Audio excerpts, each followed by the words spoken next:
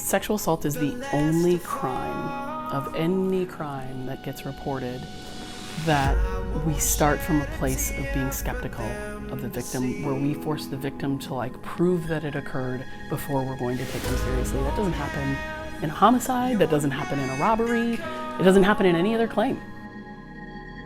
I don't know how they call it survival, but I'm alive, so I guess that means I'm a survivor.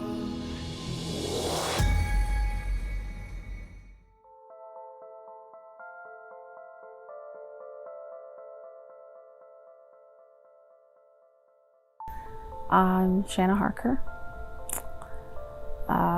rape survivalist.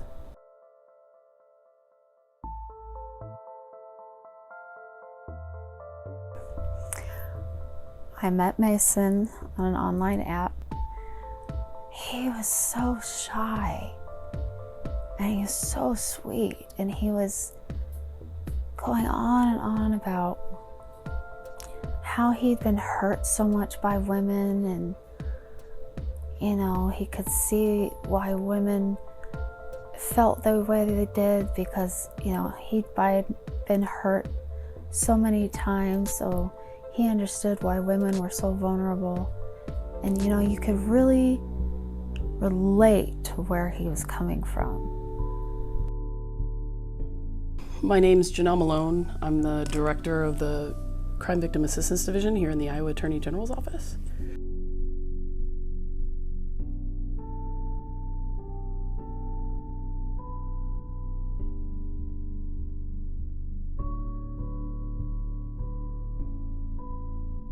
So we kind of had conversations here in-house, and we wanted to find out just on our own if this was in fact a problem in Iowa's law enforcement agencies. So we started what we would call an audit, and we had basically tried to put together kind of a questionnaire that we could send out to every law enforcement agency, asking them how many kids they had, why they had them, and whether or not they were tested or untested, why hadn't they been tested. And we were probably about 6 months into creating that questionnaire when we were in legislative session and legislators started asking the same questions. And in the interim, finding out from our peers across the country that this is a very expensive issue to tackle, whether it be the audit or it be the actual, you find out how many kits you have, and then the actual testing of those kits is very, very expensive. So we applied to the Bureau of Justice Assistance at the federal level for one of their SAKI grants, which is the Sexual Assault Kit Initiative grants. And we were successful in obtaining that. So this was almost like all happening at the same time. So we received a $2 million award. $1 million of it can be used for testing kits, and $1 million of it has to be used towards essentially whatever you're doing to create solutions. So from the investigation and prosecution of whatever stems from the testing of those kits, also if there's any systemic type changes that we could make.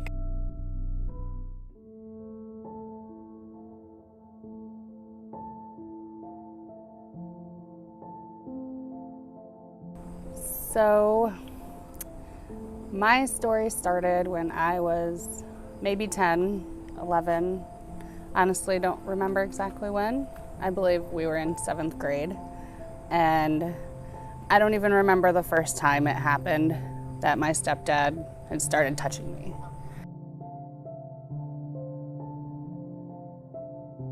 My name is Chuck Senard. I am the Dallas County, Iowa County Attorney, the elected official for this jurisdiction. I was elected in 2019 to serve as county attorney. Before that, though, I had been an assistant county attorney, so a deputy prosecutor in this office for the prior 18 years. So I'm just entering my 20th year of prosecution. My name is Brandy Werner, and I'm a voice from experience of sexual trauma. Guess probably, it was started before I can remember. So the earliest memory I have, I want to say I was 3. And it kept going until I was in 4th grade. So how many untested kids were found in Iowa? So when we completed the audit, we found that there were 4,265 untested kits on the shelves of law enforcement in Iowa. I mentioned there's 387 active law enforcement agencies. Of those, 168 had kits. The main reasons were that the victim didn't want to file charges, and the second highest reason was that law enforcement doubted the truthfulness of the accusation.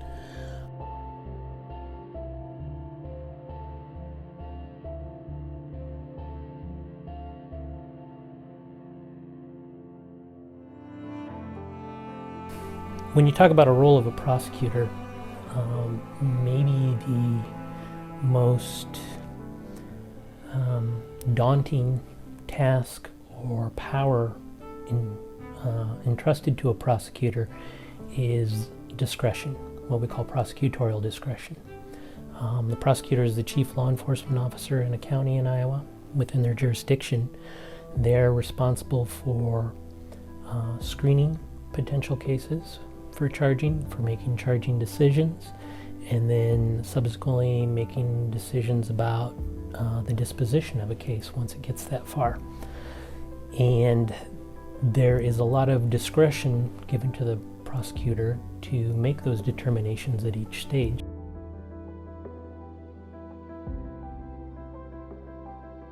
I do believe that overall law enforcement want to do the right thing.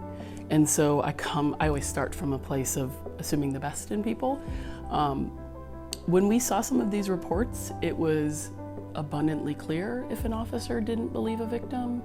Some of the language that got put into reports was a little bit appalling from a standpoint of an individual who's worked in victim services for a very long time. I think it was a little shocking just how rampant the culture is to not believe a victim. And I'm not saying that there aren't ever any false reports, but the best research shows that it's like less than 6 or 7% of the time.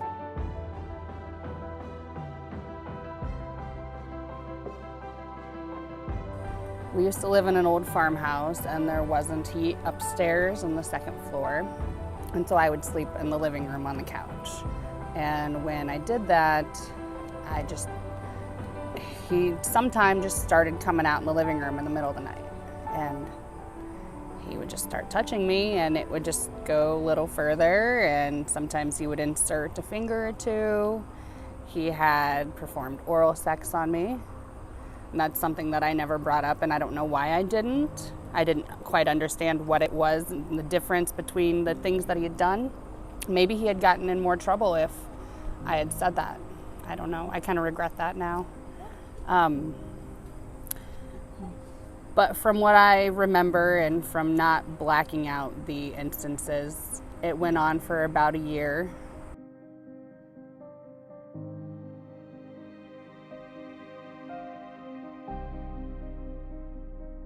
We really need more education for everybody in those areas so people can all understand the psychology of what's happening here and why people made the decisions that they made, and that those were the decisions they had to make in those moments to maybe protect themselves or someone they loved. But at the same time, just because those decisions were made doesn't mean that they consented to be sexually abused.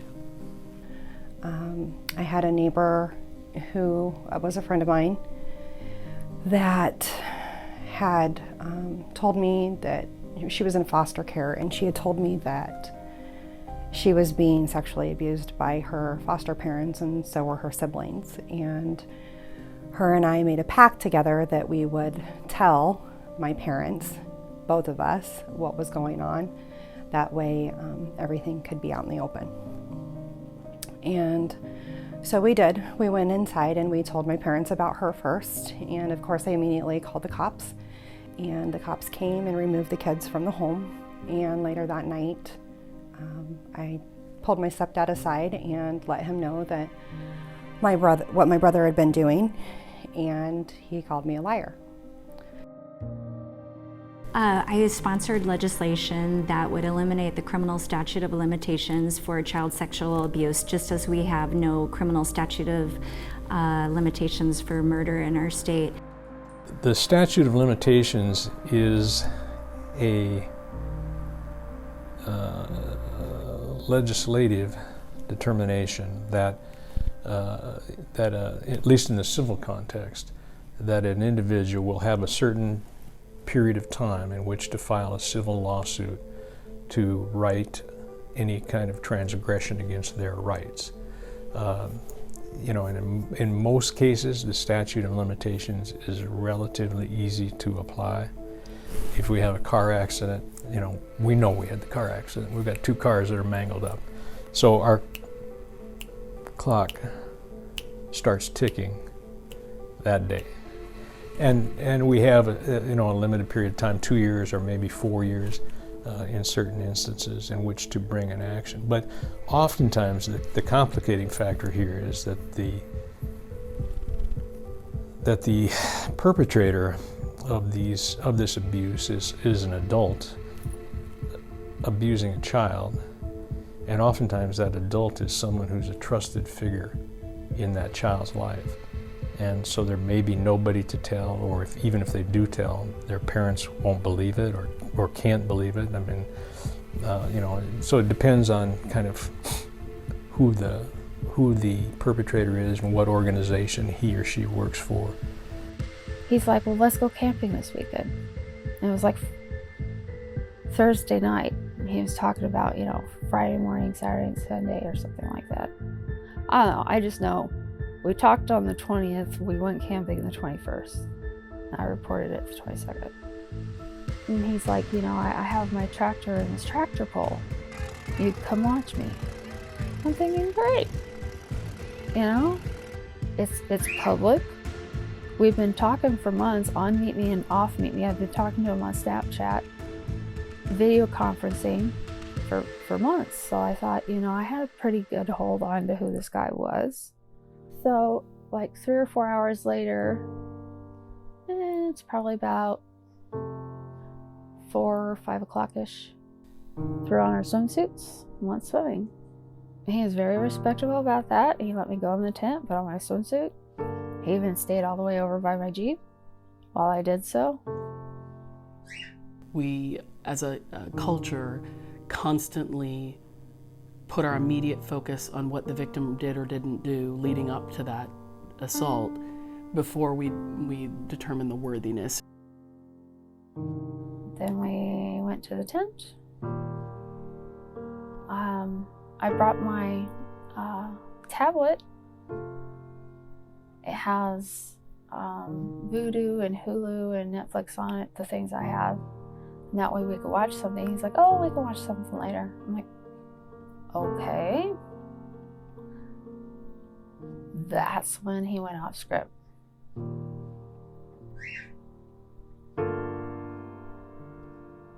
This other person, it's like it just washed over him.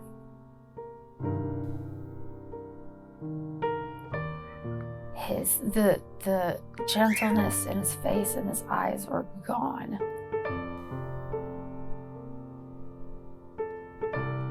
He was gone. And this other person was there.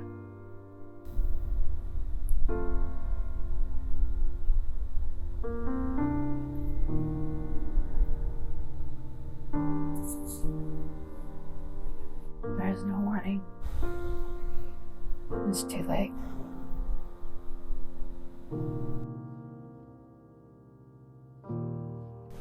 I think we still have a long ways to go. Even in light of the MeToo movement and many of the high-profile sexual abuse cases that have come up in recent years, Larry Nassar, Harvey Weinstein, even in the face of all those, there, I think, is still a lot of education of the public to do.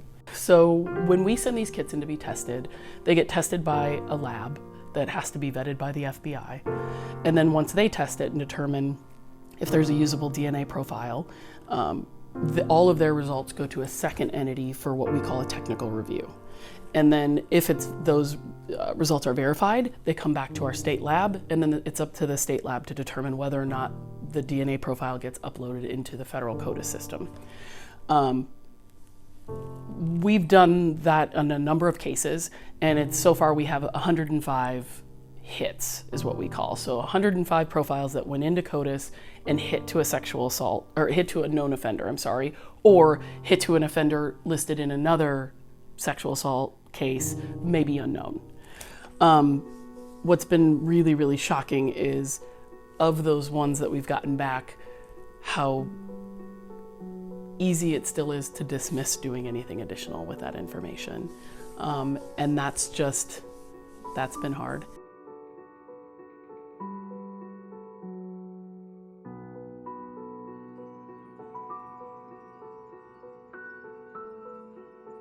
He had mentioned once, after it had been happening for a while, basically that he wanted to have sex with me, but he never would until I was 18 because he knew that was wrong. And that statement stands out to this day. And I'm just like, whoa, I would never say anything when it happened, even when he said things to me during the act. I just kind of laid there in silence. There were times that I would pretend I was on my period and wear a pad just so that he would feel that and not want to go any further. I tried to stop it, I guess, in my own way with that, but eventually it just got too much and I had to tell. And then one day I just decided to tell Natalie Montross at school. And from there, I sat in her office all day long at school. The police came and interviewed me. I was interviewed by lots of people that day. He actually ended up coming to the school. They wouldn't let him see me, and he called his attorney. And that was the last time I'd seen him. That was it. I caught my brother peeking under a bathroom door at me as an adult and knew that something had to be said. So again, I brought it up a second time, and as a 22-year-old woman, and was told again that I was looking for attention. So this obviously was seemed to be a lifelong battle. I wasn't looking for attention. I actually had mentioned something because my brother had a girlfriend with 4 children at that point, and there was one of the little girls that I was concerned about. And come to find out a couple months later, actually, that he had been sexually molesting her daughter for quite a while. So.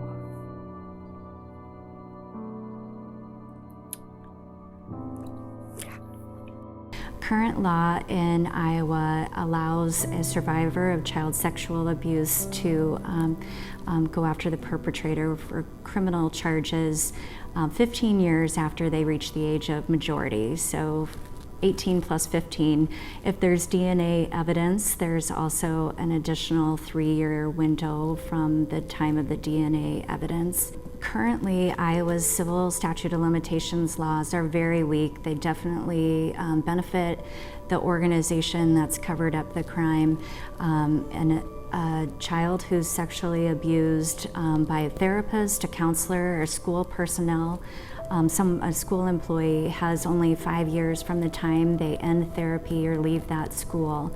So essentially, a child that maybe was abused as a kindergartner, their statute of limitation would run out before they even reach the 6th grade to go after that institution for civil damages. Otherwise, all other child sexual abuse survivors have until their 19th birthday, which is woefully inadequate.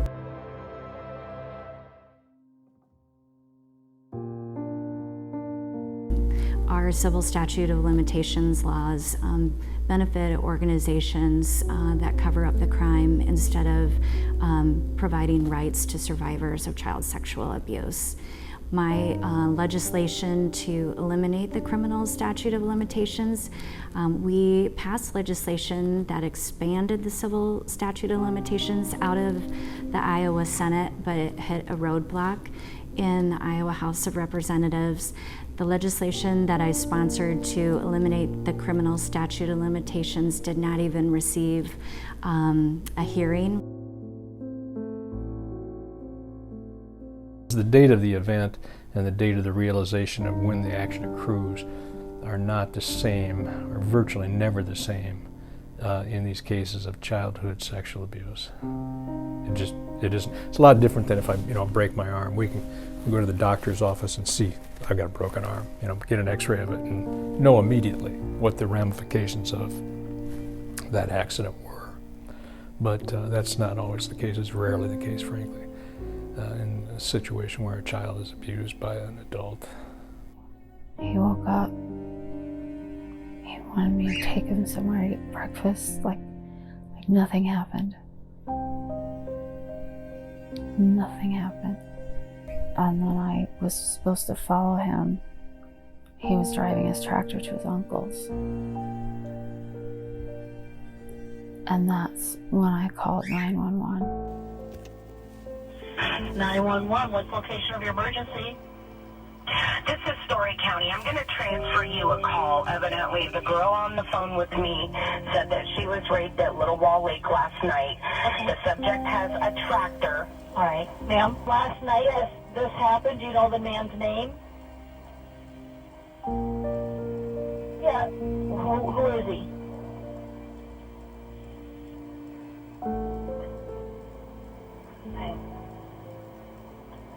I'm scared. He has a bad temper.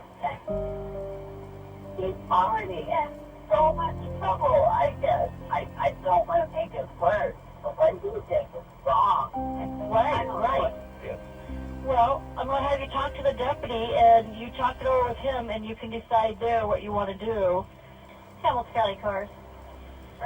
I'm going to stay on the... really bad, and I'm really sore. Okay, Shanna, I'm going to stay on the phone with you just a moment. I have a subject reporting an assault that happened last night at Little Wall Lake.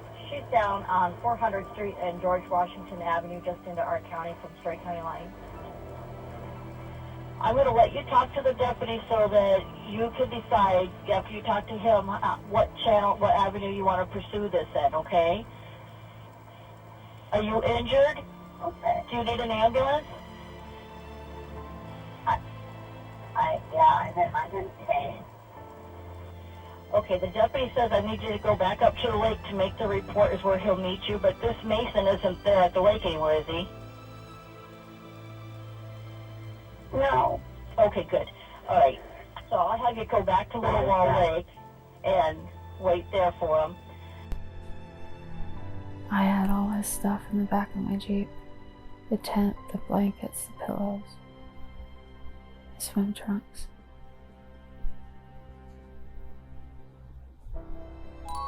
How could I leave him?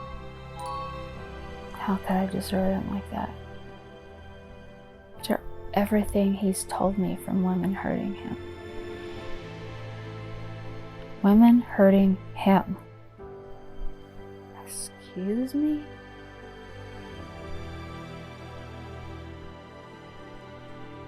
I'm deserting him, I'm hurting him, and what just freaking did he do to me?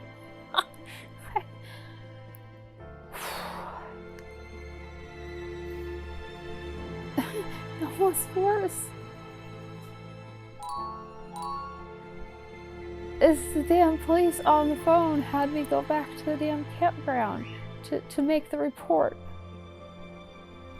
And he took my statement with his recorder cam on his thing, and then I had to write it out. They wanted it in writing. Well, apparently I did fine in the detail before and fine in the detail after, but not so much detail during, or how we got there. Whatever.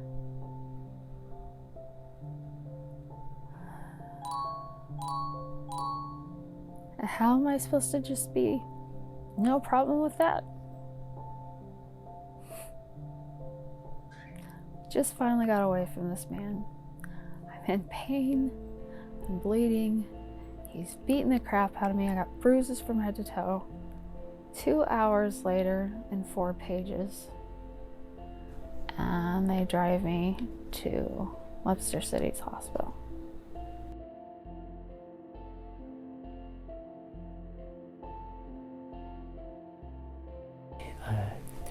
I grew up in the 80s, And that was a time when no means no first kind of became very widespread and known in the public.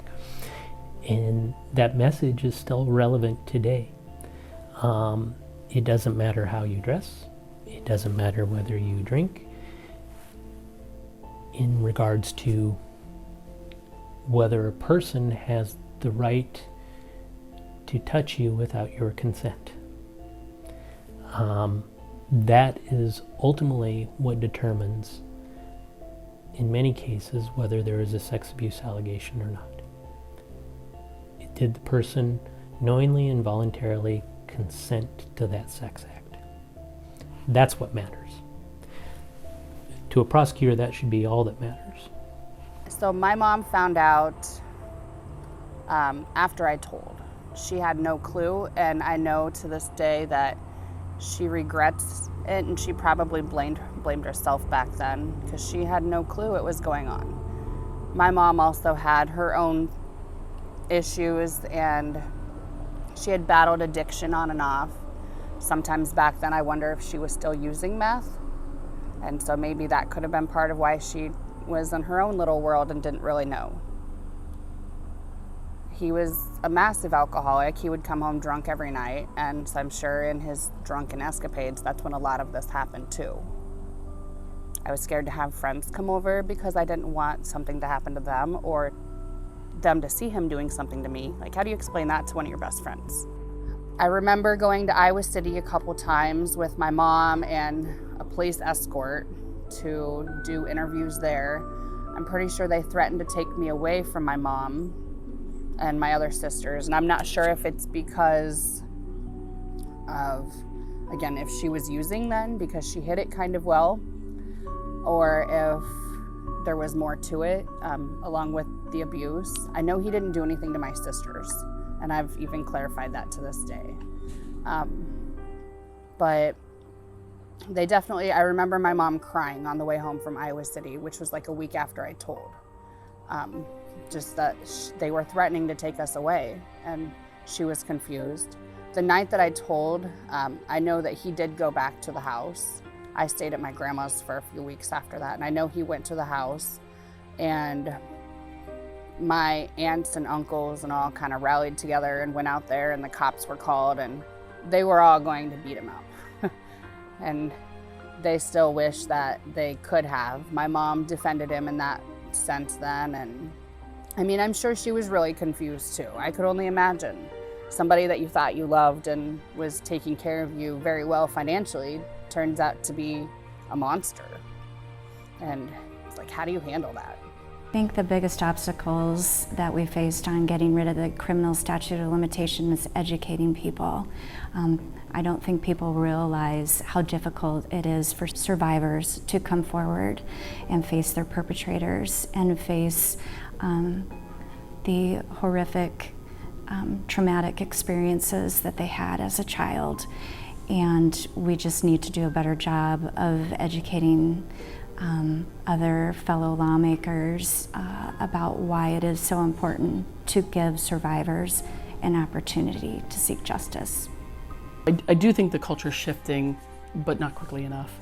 And I think there's a huge gap where education needs to be filled. Education for law enforcement, again, on like trauma-informed victim interviewing, trauma and the effects on the brain, that there isn't, while there are some generalities that can be made, there isn't a typical victim. Everybody presents differently, and some people shut down, some people are extremely emotional, some people are very closed off and numb. I mean, it's just, you can't go in thinking that every victim has to look a certain way or behave a certain way to have been victimized. So I think there's just educating across the board. I think there's educating with prosecution and helping them understand how to put one of these cases together in a way that could result in a conviction. Because we know something like 4% or less of these cases ever get tried. And of those, something like 1% of offenders that actually get held accountable and serve any prison time or jail time. We definitely, through this process, there's really only two defenses to sexual assault. It didn't happen, or it was consensual. in the event that it doesn't happen, I think law enforcement have done an offender says it didn't happen, law enforcement have done a pretty good job of understanding how to proceed in those cases. Because obviously then if there is DNA, if there are, bodily fluids that show up in a kit that's been tested, it becomes harder for an offender to say that he or she wasn't there. But when it comes to it was consensual, we've really struggled as a profession when it comes to law enforcement. We've really struggled to figure out how to deal with that. And in many cases, that's as far as the investigation goes. I interviewed her, she said she was raped. I interviewed him, he said it was consensual. I don't know, there's nothing more that can be done here. Whereas we know that that's not actually the case. There is quite a bit that can be done after that. I always say that, those are frequently called he said, she said cases, but it's not really he said, she said, because it's really just he said if that's as far as it goes. Then you're inherently then believing the offender's version of what happened. My brother was on the sex offenders registry for 10 years. He's no longer on the registry. And of course, my family kept it quiet, brushed it under the rug, because it's not really something that a family's proud of. But when you brush that under the rug, you create an unsafe environment for other children. You create a false sense of security, like I said, for people who have children who do not know the character of somebody that they're around. And so that's where I just feel like people really need to start speaking up, and they really need to come forth and hold people accountable for their actions, no matter how hard it is for a family. Not only did I have the trauma from my brother, as I've mentioned, but when I was 18, I was in a bad place emotionally, and I was self-medicating with alcohol. During the self-medication, I would get into very drunk states where I did not know what was going on. And one of the experiences that I had is that I thought I was out with friends, male friends, and I passed out, and I woke up and they were taking turns on me. And of course I had no idea what was going on, and I just immediately started bawling and ran in the other room and came to enough to get my clothes on and leave. And the next day, of course, there were rumors going around, and luckily there wasn't social media at that point, because who knows what would have been on there. However, that point I was very upset, obviously, and actually went after both of the guys personally. And one of them I chased with a crowbar because I was going to beat the shit out of him, and he got away from me. The other guy wasn't so lucky. There were some individuals in town who got a hold of him and ended up beating him up pretty good. Unfortunately, I didn't know what exactly had happened because I was so intoxicated, and I just remember waking up, and I should have went to the cops, and I didn't. Again, another reason why you don't stay silent. So I didn't feel at that point that I really had enough evidence or enough knowledge of what exactly happened to go to the cops. And that was definitely a mistake on my part. Of course, hindsight's 20/20, and there are many things that we would redo and do differently if we knew better at the time. Being 18 and having had the trauma that I had had as a child in my history, I just immediately kept quiet. And that is not something that I recommend anybody do. A person's level of intoxication may play into their recall, and again, how much they can testify about something, and that may make proving a charge harder and may play into that discussion about plea negotiations or not, if that's all the evidence that you have. But that is never something that is the fault of the victim. That's that's the evidence as it is. You take it as it is, and you do the best you can with the evidence you have, but that is not something to pass blame to somebody else. Responsibility lies with the defendant and solely with the defendant for any sexual abuse. Yes, the question I think is there a necessity that the perpetrator ever have been charged criminally to be successful in a civil lawsuit? And the answer to that is no. Because you're not trying to enforce the criminal code or the penal code in the state of Iowa. You are bringing a civil action for a wrong or a tort committed by a person or an entity. And so there's no necessity of having anyone ever been filed against criminally.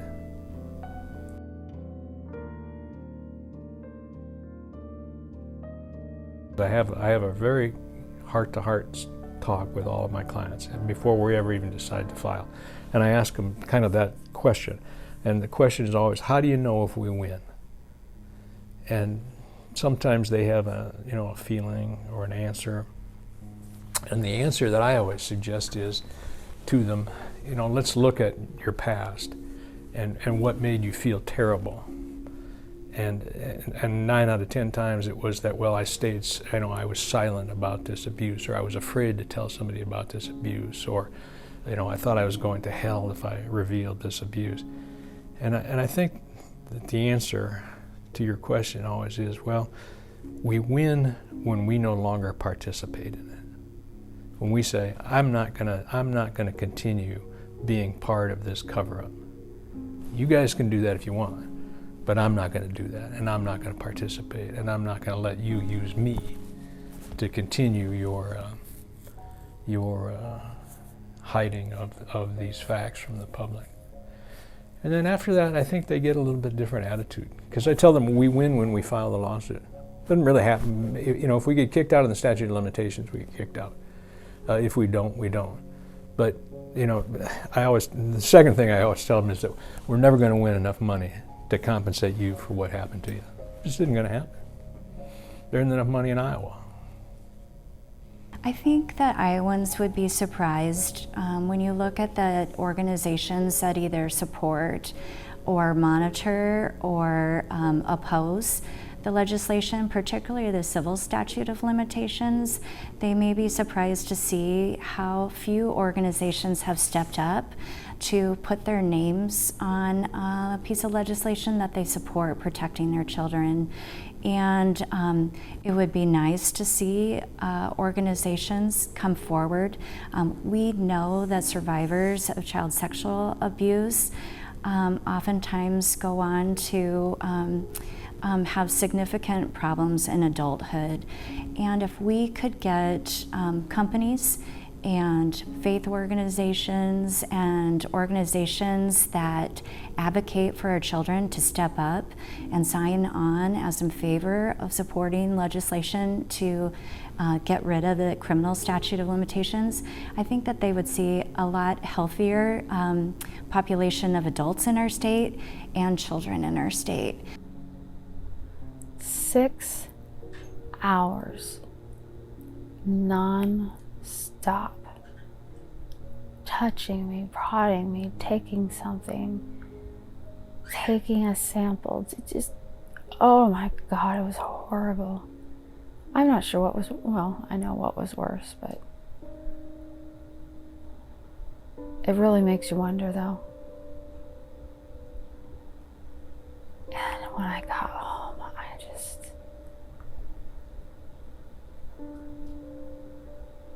I came inside and I locked the door and I sat down on my couch and I just mummified. I didn't move. I didn't want to watch TV. I didn't want to go anywhere. I didn't want to see anyone. I didn't want to talk to anyone. I didn't want to eat. I didn't want to do anything. I was a survivor. Yeah, okay. The whole time I was thinking, I just want to live, I just want to live, I just want to live. God, let me live through this. And afterwards, it's just like, why didn't he kill me? Because what's afterwards is almost as bad as going through it. What we've done now to make sure that this doesn't happen anymore is that, or to make sure that a victim does know what their rights are around the kit, around the exam, we've created a consent form that's now in every single one of the sexual assault kits. It's just, they're put in at the production of. And it's both Spanish and English, and victim's able to walk through it and understand what his or her rights are around the exam, that they can stop the exam at any point, that they can choose to file a report with law enforcement or not choose to file a report with law enforcement, and what happens in both of those scenarios. We now ask them if they want the kit to be tested, because one of the huge issues we had was understanding what the will of the victim was at the time. There's just no way to know unless it was very specific, and even then, like very specifically articulated, and even then we found that there was some subjectivity that can play in on the part of the law enforcement.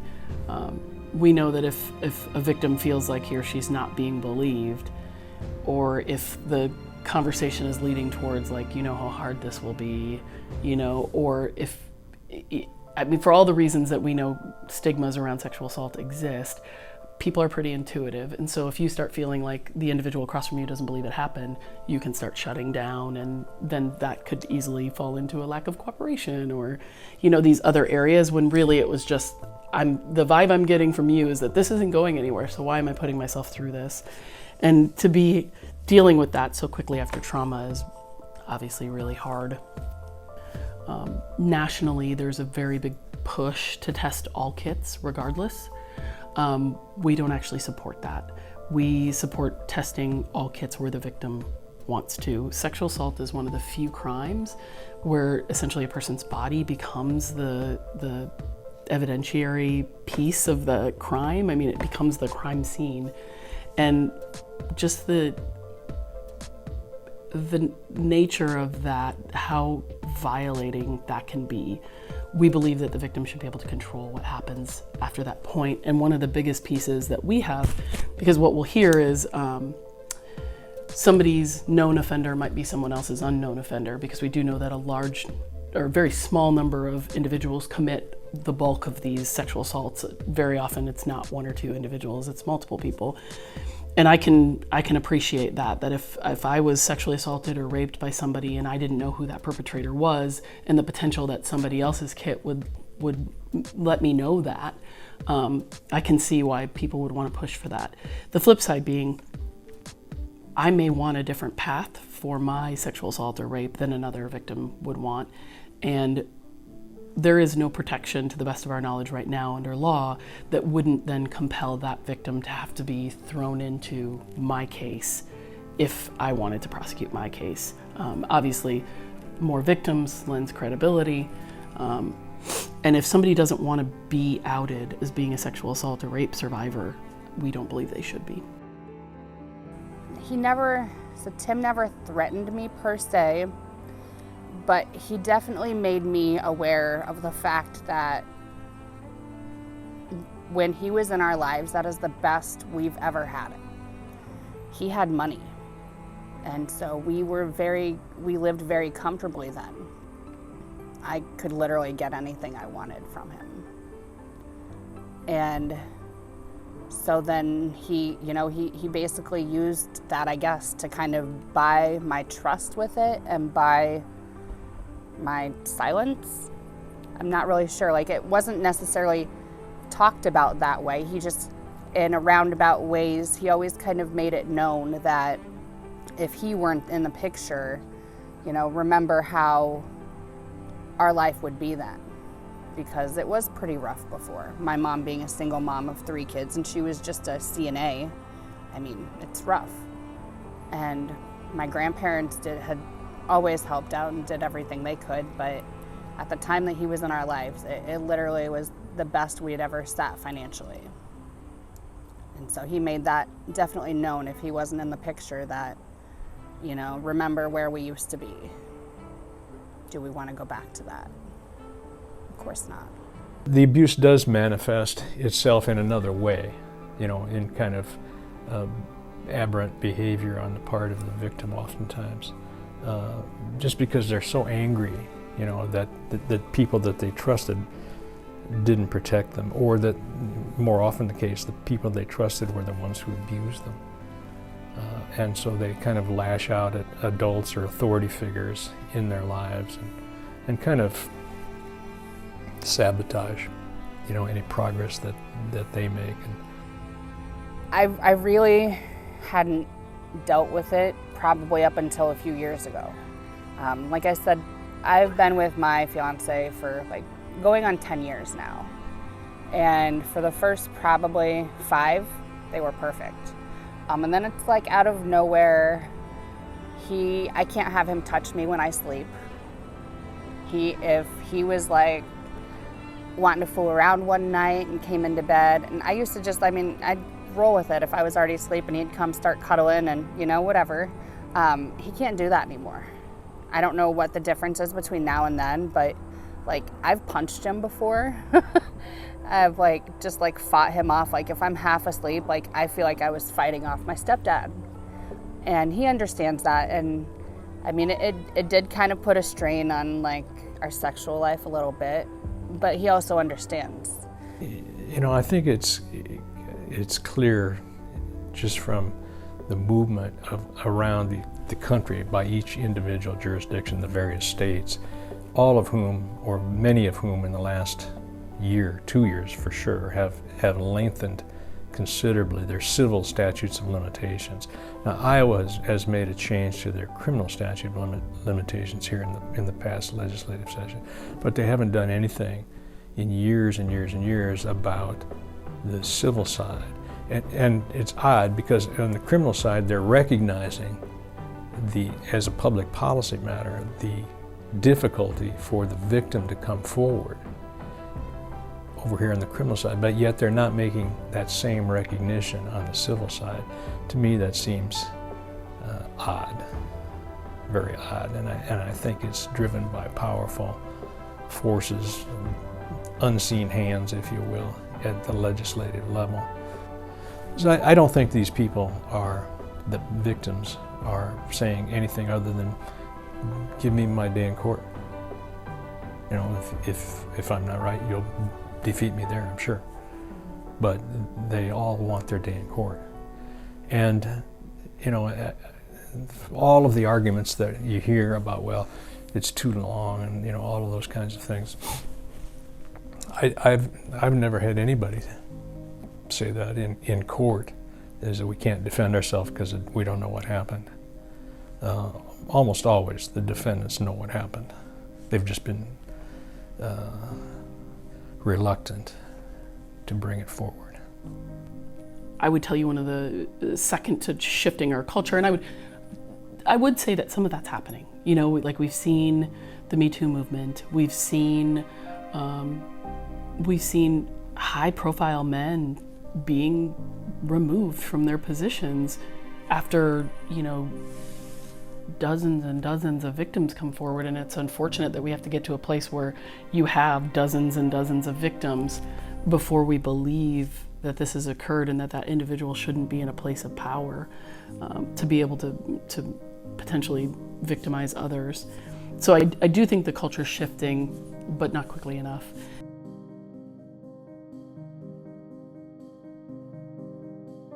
They're sending out a deputy to take his statement. All right, last time I checked, beating someone and raping someone was a freaking crime. Oh no, but they can't put him behind bars until the DNA kit comes back positive. So he can just keep going out and violating women like he did with the woman before myself? He had 3 probation violation strikes against him and not one freaking warrant out for his arrest for any of them. What the hell is this probation officer doing? I would say it is a general rule that from a law enforcement side of things, our cases don't get better over time. Our best shot to collect evidence, make the strongest case possible, is very immediate in nature, within a relatively short time span. We get one shot at that, and so we have to make sure that we really take a broad perspective when thinking about the case. And that can often lead to some frustration on the part of a victim of a crime or the public in general, wanting to know, why isn't somebody charged? Why isn't somebody charged? I found that out from the deputy who took my statement. He told me everything. He told me about the woman who got violated before myself, how she was violated in detail. I'm pretty sure that's not meant to happen. We need a certain amount of information to arrest someone in the state of Iowa, and in most other jurisdictions that I'm aware of. A police officer needs what's called probable cause to charge a person with a crime. Probable cause, I mean, if you had to kind of put numbers to it or a percentage to it, probable cause is that it's there's enough evidence there to say, I believe this person may have committed this crime, right? It's not the same standard as what a prosecutor faces when they go to trial, which is beyond, you have to prove a charge beyond a reasonable doubt. It's a lower burden. So there's somewhat of a different standard between when a police officer makes a decision to arrest and when a prosecutor decides whether they can take it to trial. So they take his statement and they tell him not to contact me.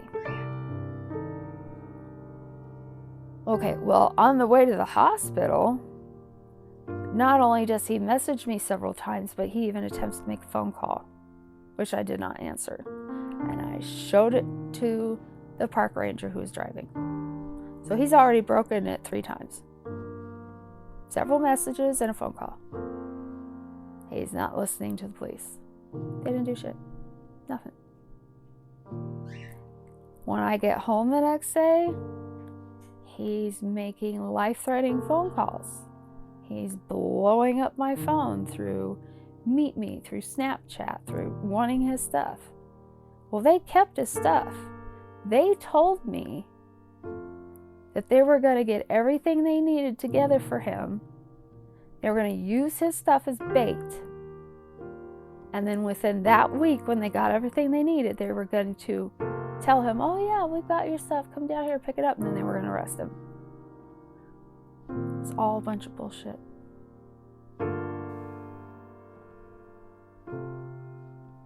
Oh, they told me he could come down and get his stuff. They didn't arrest him.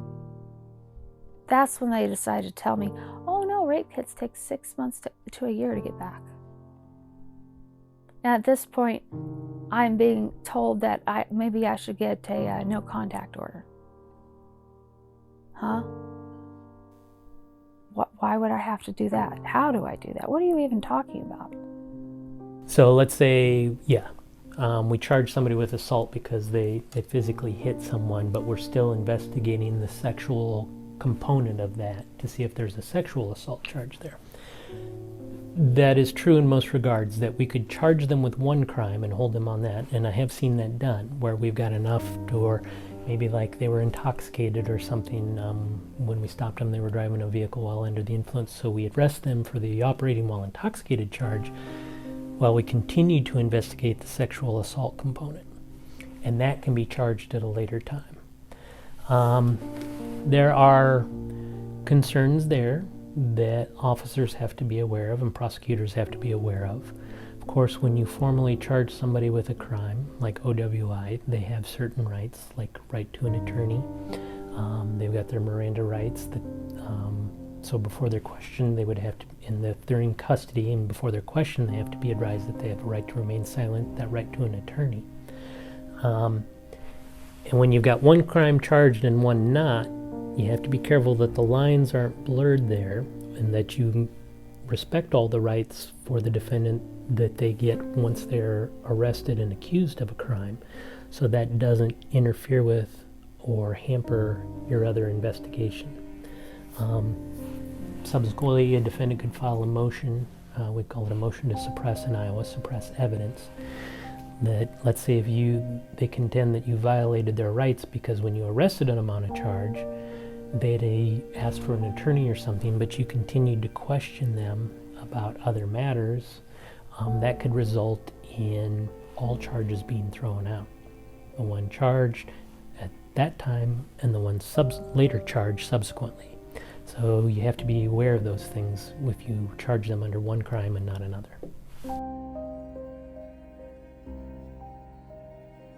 My biological father, who I've also now have a relationship with, I met him when I was 16. He used to live in Arizona. He also dealt with drugs. He was hard on cash and, ran in with some people and was trafficking for some Iranians from Arizona to Chicago. He made like $15,000. I mean, when you're hard on cash and you're driving, so he ended up getting caught though, and he got 10 years in federal prison for just driving some pot. I mean, I get that it was against the law, and yeah, I mean, he took his punishment and he dealt with it. He ended up getting out when Obama was in office and, passed the whatever act with the nonviolent drug offenders. So he ended up getting out early. There's a Class D felony, a Class C felony, Class B, and at the very top is Class A. Class A is usually what we think of the most heinous crimes in the state: murder, first-degree murder, kidnapping in the first degree. Those offenses are usually, the punishment is life in prison without the possibility of parole. For the Class A offense, because they're going to prison for life, there's usually not a fine attached to that. But for the D, C, and B felonies, the fine goes up again from those serious misdemeanor and aggravated misdemeanors. But once again, most D felonies have the same fine, most C. So whether it's a sex abuse that's a C felony or a willful injury that's a C felony, those two offenses are going to have the same fine. The legislature, when they made the laws, did in their discretion oftentimes attach a higher fine specifically for drug offenses, as you were referring to. I can't tell you the reasoning for that. My speculation might be that they were trying to balance maybe less time of incarceration if that person received a higher fine for a drug offense. So instead of sending them to prison, the judge may not send them to prison for a drug offense because they realize they're going to be getting a significant financial penalty for a violation of that crime. But I mean, yeah, it hurts me to think that he got such a harsh punishment for what he did, which didn't hurt anybody. And honestly, he was bringing pot, which is medicine in some people's eyes, to others. And I mean, again, he wasn't hurting or doing anything, but then Tim Slavin, my stepfather, does what he does to me, and I'm scarred literally for life, and he got probation. Like, where's the justice in that? There is none.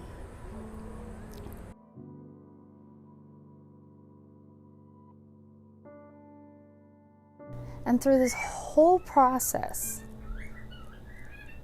I have yet to have a single conversation, not one single word, with the Hamilton County attorney. I've been told when to call. I've been told how I'm supposedly supposed to get a hold of him. Every time I try, I can't get a hold of him. I've left umpteen messages. Couldn't get a hold of him. When I found out about the plea deal they were trying to go behind my back with, I was so pissed.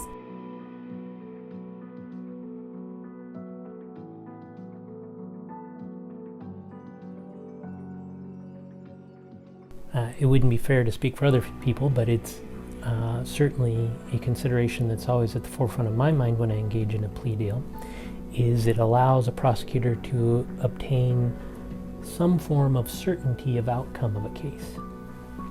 I have a lot of discretion and a lot of say about charges, but ultimately, whether a person is found guilty or not may rest in the hands of a judge or a jury. I will do the best I can if it goes to trial to convince those jurors that the person is guilty beyond a reasonable doubt, but that decision is ultimately out of my hands. And I can't guarantee an outcome of how that's going to happen if it goes to trial. Reasonable minds can differ. There are 12 people on a jury. It only takes one of those people to disagree with my assessment of the case for it to end up in a hung jury or possibly an acquittal. And therefore, there's a little bit of uncertainty anytime you go to a trial. Even if you think you have the strongest case in the world, there is no guarantee that you're going to get a conviction. And it helps to give a little more certainty, not only to the prosecutor, but sometimes most importantly, to the victim of the offense. If you go to trial, it may be a roll of the dice, and that's an all or nothing proposition. You either get your conviction, which is a possibility. There's also a possibility that this person could walk away scot-free without any consequences whatsoever. So that is a real driver of plea negotiations, plea discussions, plea offers, to get that certainty of outcome, to get a certain conviction, and to get a say in what the sentence is going to be. I mean, to get that certainty, you usually have to give something up. It's a bargain. It's a deal made. And a defendant isn't just going to plead to the charge when they have a right to a trial on it. Usually there has to be some benefit for them because our side's getting the benefit of a certain outcome and a certain conviction. And so that's why there's oftentimes pled to maybe a lesser offense, or maybe there's an agreement for probation versus prison. Both sides are giving up something to get this certain outcome. It was hard enough trying to prepare to be in the same courtroom with him, because I didn't want to show any weakness. I didn't want to show. I didn't want to give him the satisfaction. He wasn't going to get any more of me than he already took. And then when it's time for the victim impact statements, I get up there, and the whole time I'm trying to read this thing, he's pointing and laughing and making gestures to his attorney and all this, and not once did the judge tell him to stop. Mandatory sentence has been a topic of discussion for quite some time, not only in relation to sexual assault cases, but in particular on a national scale to drug offenses. There are pros and cons to mandatory sentences. There is an argument that a mandatory sentence provides some sort of deterrent in that people see, if I commit this offense, there's no argument. I don't get probation. I go to prison. And that would deter them from committing the crime. On the other side, though, we've had a lot of discussion so far about the importance of discretion in the criminal justice system and being able to look at each case individually and not treating them all in a cookie-cutter fashion. Mandatory sentences can take away a lot of that discretion and a lot of those options. Yeah, and then when he stood up for his sentencing, he's making wisecracks with the judge.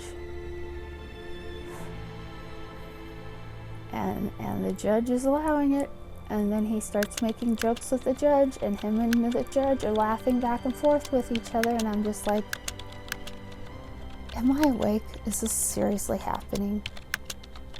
Okay, he's getting sentenced. a BS sentence on top of it, but a sentencing. A number of years ago, there was a change in the rules of evidence that said if a person had previously, or even there was adequate evidence to show that they had engaged in a previous sexual assault, you could talk about that in a new sexual assault case. It was something that prosecutors viewed favorably, because we know that the highest rates of recidivism for almost any crime are highest with sexual assault cases. We know that there is often a pattern or practice to the way people perpetrate sexual abuses. And so if you could show evidence that somebody had engaged in that in the past and it matched what was currently charged as a crime, that was powerful evidence that this person probably did what was alleged in the current crime. Subsequently, case law restricted that very much. They said, well, you can still talk about those prior sexual abuse instances, but only if it was with the same victim. The different victim, that was considered too prejudicial, that it would tend to make people just convict the defendant because they didn't like the defendant versus the actual evidence. So the court was not going to allow that in, but restricted what you could talk about, even though that rule tried to open it up some. They pulled it back a little bit. So there may be evidence known to the prosecutor, to law enforcement, that this person has perpetrated maybe multiple sexual offenses before. Might have even been known to the victim. Let's say it was a family member or something that had previously been convicted of assaulting another family member, and then they were alone with this child and alleged to have perpetrated a sex abuse on that child. The family members may have all known that this person had previously committed a sex abuse, but the jury or the judge, if the judge hears that, may never know that evidence, because we can't get into that because it's deemed too prejudicial. If the society wants to improve the ability to hold offenders accountable and to potentially deter offenders from committing these offenses, I guess I would be of the opinion that it would be more useful to law enforcement and prosecutors to make changes in what we can talk about at trial, what evidence we can use, versus mandatory sentences. Mandatory sentences sound very good.